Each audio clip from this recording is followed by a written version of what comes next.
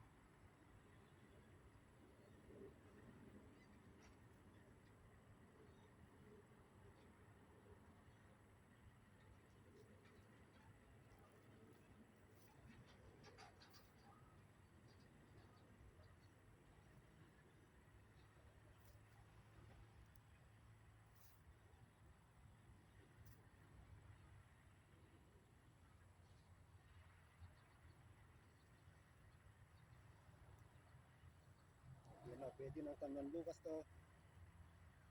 Arawan lang natin para sumingaw yung mga mikrobyo. Bukas pwede na tamnan to. Pwede na tamnan ng sitaw. Hanggang dito na lang po ang aking video.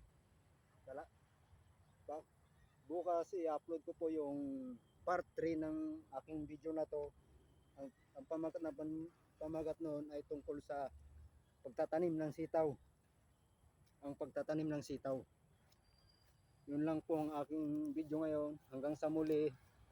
Salamat po.